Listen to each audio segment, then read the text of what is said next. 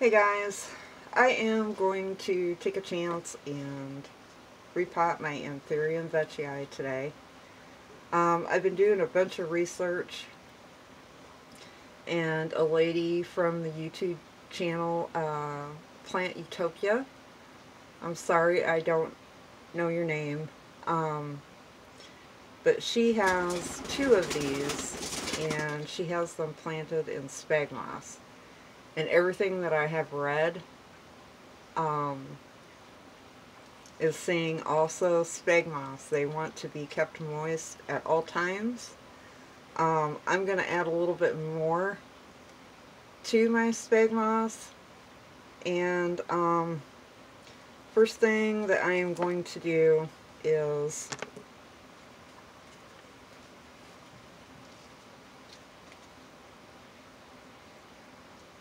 mix up my concoction. I'm going to be using spag moss, a little bit of the wood charcoal bark. I am going to be using some peat and some perlite, and I'm also going to be mixing in some worm castings.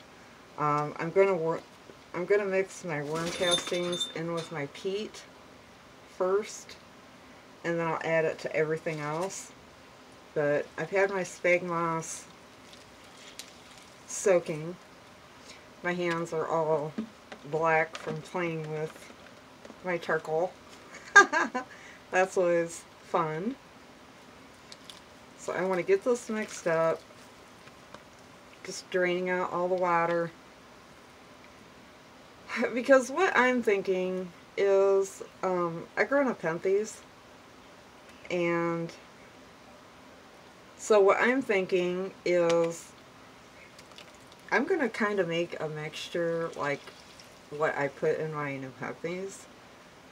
So far they've been growing really well for me. Now the only thing that I did not put the charcoal in my nepenthes, so that will be the only thing that I'm going to add to this.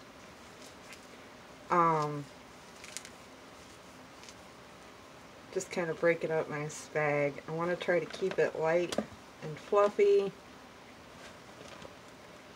And I'm still not really sure how much peat I'm going to add, but I'll just kind of play it by ear.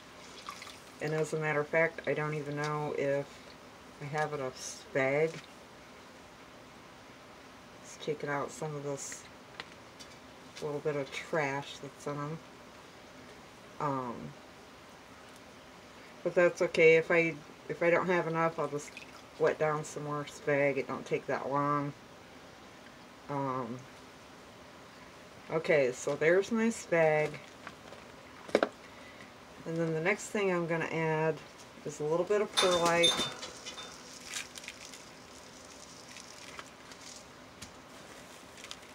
Mix it up a little bit. See what we got here. But I wanted to use the worm castings right in her mix. And then I will just use my kelp or my fish food fertilizer. I'm going to put in a little more.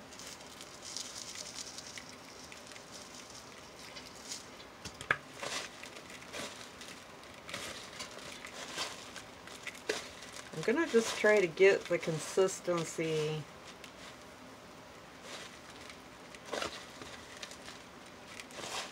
that I use for my nepenthes,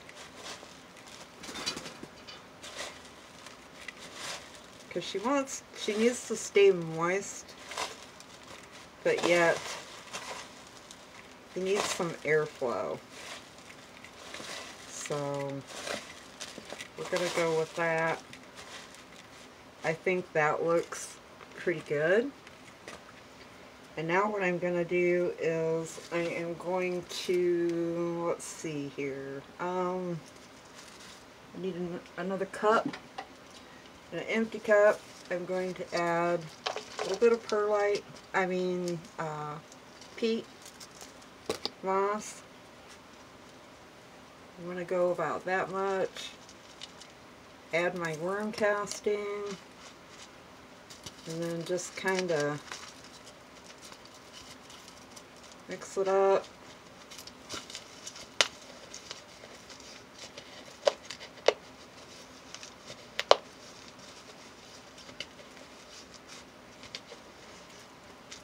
This plant kind of freaks me out a little bit. I did not realize after I bought her, I mean, I did some research before, but it obviously was not good enough, because then I soon found out that, I'm going to add a little more worm casting. I'm just going to sprinkle my mixture of my peat and worm casting in here. Give it another good mix.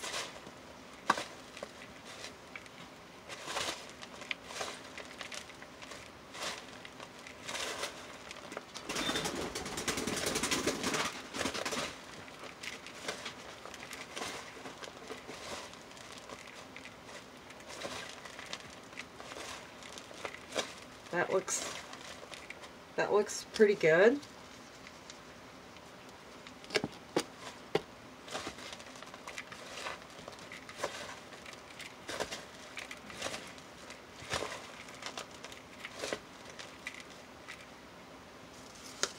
Add a little more perlite, get it looking a little better here. Okay, now I got my charcoal, and I got it in little tiny pieces. I sat here and broke it all up before I started my video. Okay, so I lied, I didn't get it all broken up, but so I'm going to add my charcoal, and I'm going to mix that up.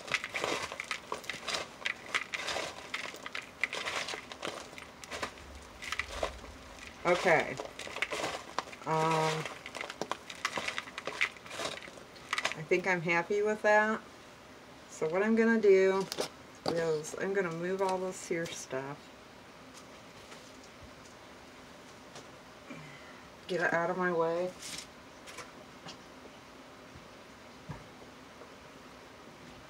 And I'm going to set this off to the side. And then I am going to, well, I think first thing I'm going to do is, this is a basket that I'm going to use. It's one of my orchid baskets that's not in use. And of course that is not going to sit, hold on.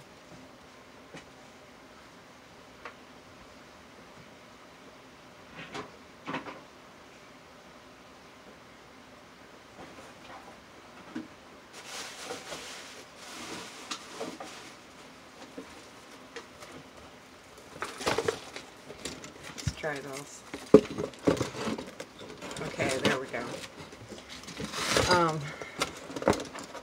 What I am going to do is, just so I don't lose a lot of my media, I'm going to use my cocoa fiber, and I'm going to just lightly, I'm not going to do anything real thick,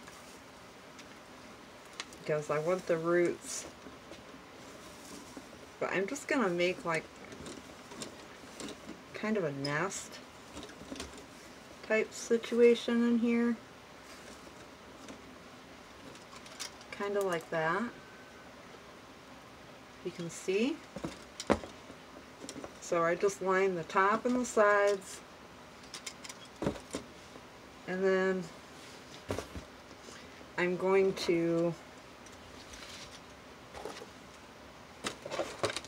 unpot my baby.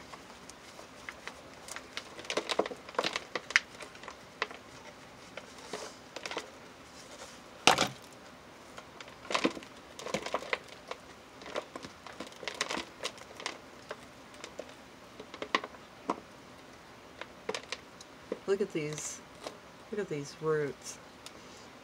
I'm just going to pinch off these yellow leaves down here that are yellowing. There are a few.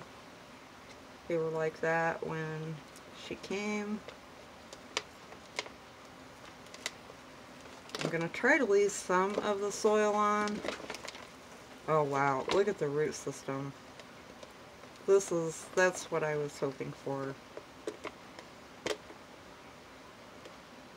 We got a little stowaway fern. A little Florida fern from Eden. Like I said before, this plant is from NSC Tropicals. And she has so many beautiful plants. I'm so jealous that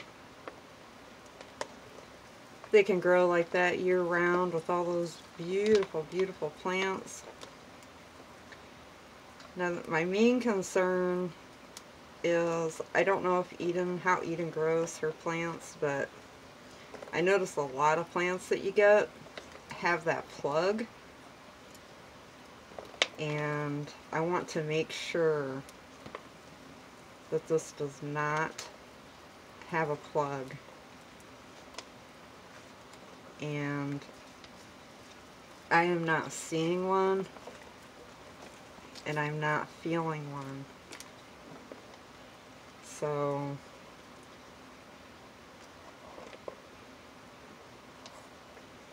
okay, look at the roots. The roots on this are fabulous.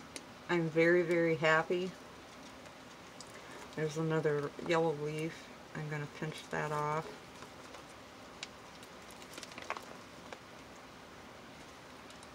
And then I'm going to leave that little fern in there. That would look cute growing in there with her. If it makes it, it makes it. If it don't, it don't.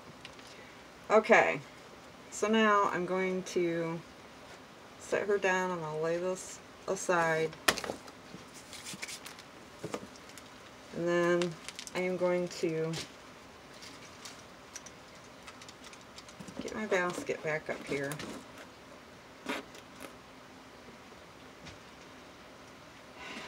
And I'm going to put my mixture that I made in here.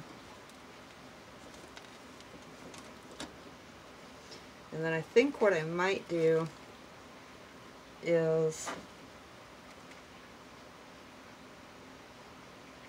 kind of wrap what I can, which is going to be hard because I don't have long fibered spag.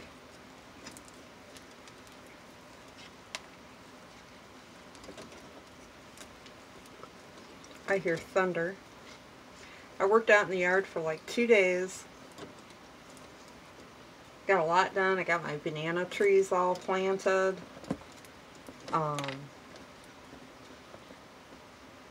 I got a few other things planted.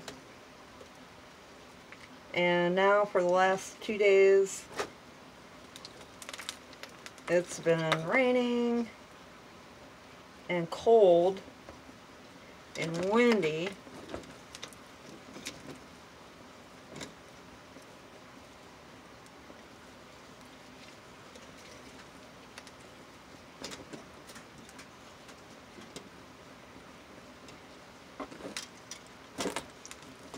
So I'm just kind of putting in my soil mixture.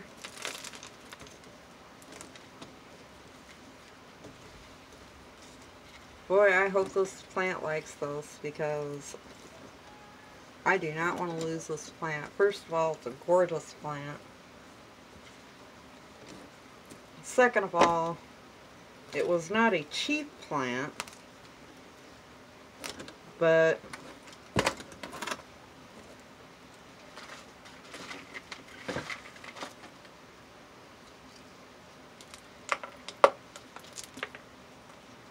alright.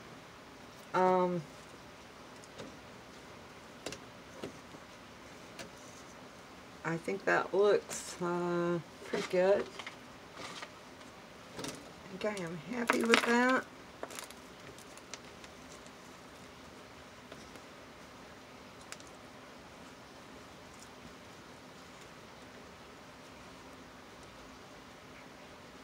I'm just gonna pull her up just a hair, very carefully.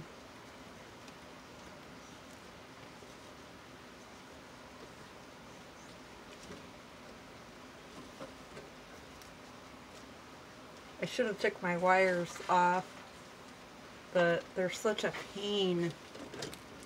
Those of you that use these know what I'm talking about.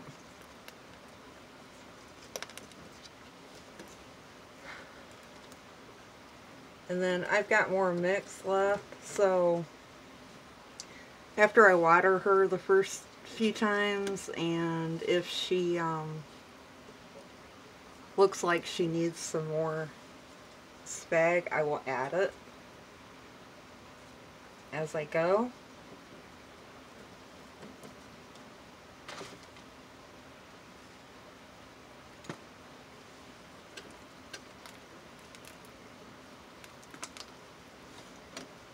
I just want to make sure that I don't have spag up around the leaf stems so that it rots anything. That's why I pulled her up a little higher and then kind of let the spag go down in.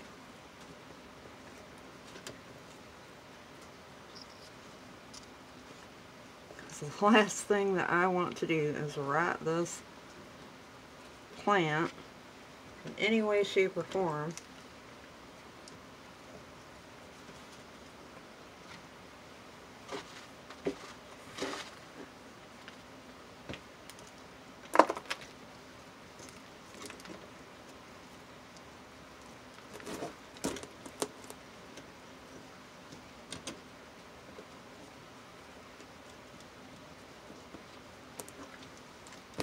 I'm going to add just a tiny bit more over here around the edge. There. I think she looks pretty good.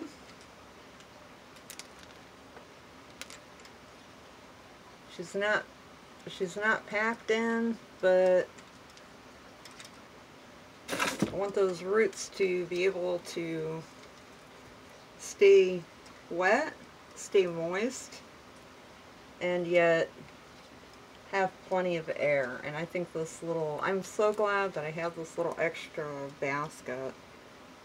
This is one I had my Harold Ripley orchid in, and I took it out because it was giving me a fit after I brought it in the house.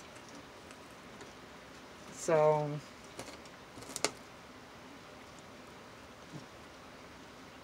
I'm glad I have this extra basket.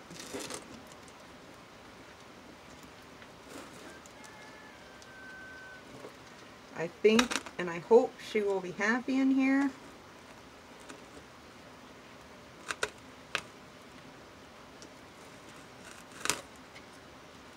And I hope to God I can keep her alive. So there she is, all set and ready to go. I will go in and water her and let her drip dry a little bit and then hang her up where she goes. And she's already fed with the worm castings in there, so I won't have to worry about feeding her. And when I do, I will use my kelp fertilizer or my fish fertilizer that I use on my orchids. Alright guys, there she is. Wish me luck that I can keep this beauty alive. With summer coming, if it ever gets warm here in stupid Ohio weather, would stay nice and cooperate a little bit, I will be able to take her and all my other little beauties, my orchids and a bunch of other stuff outside. Alright guys, I will talk to you later, and you have a great day. Bye.